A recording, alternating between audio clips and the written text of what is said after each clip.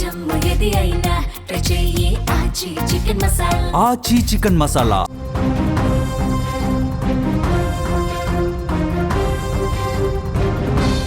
ప్రముఖ యూట్యూబర్ సాహిత్య పరిశోధకుడు బొగ్గుల శ్రీనివాస్ మృతి వెనుక మిస్టరీ ఇంకా వీడడం లేదు.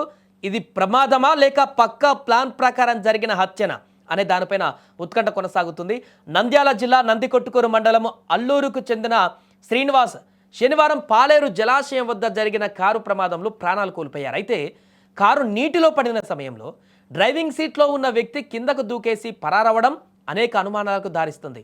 మత్స్యకారులు కారును వెలికితీయగా వెనుక సీట్లో శ్రీనివాస్ మృతదేహం లభ్యమవడం ఈ కేసులో కీలక మలుపుగా మారింది. మొదటిది ఇది ప్రమాదమని అందరూ భావించారు.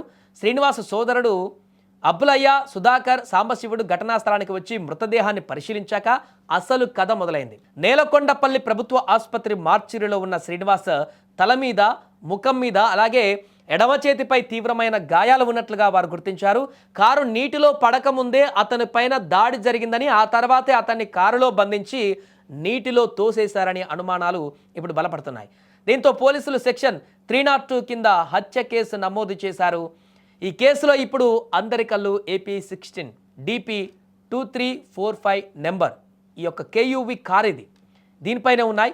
ఈ వాహనం పల్నాడు జిల్లా సతనపల్లికి చెందిన వేణుమాధవరెడ్డిదిగా పోలీసులు గుర్తించారు.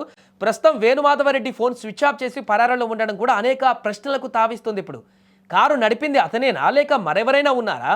శ్రీనివాస్కు హైదరాబాద్ నుంచి ఖమ్మం తీసుకువచ్చింది ఎవరు?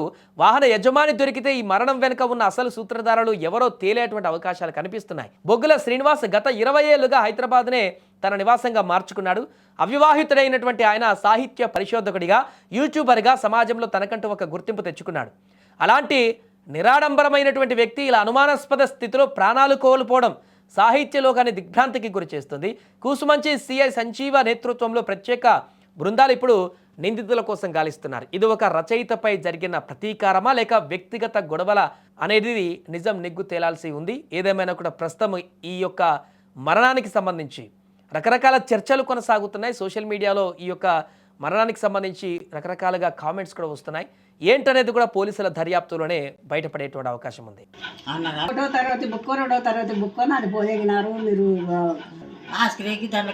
వేసినారు, నాకు బుక్ పోదగినారు అని కొట్లాడిపోయినాడు. ఊకంగా మాట్లాడకుండా పోవడం. హైదరాబాద్ లో చదువుతుండే కాలేజీలో చదివినాడు బీడీ వరకు. సిల్వర్షిప్ కాలేజీలో కూడా మొత్తం తెలుసు. సంవత్సరానికి పరాడికి వచ్చిపోతున్నాడు. ఆడ మన పెంట్లు మస్తు ఉన్నారు. సిల్వర్షిప్ తెలుసు.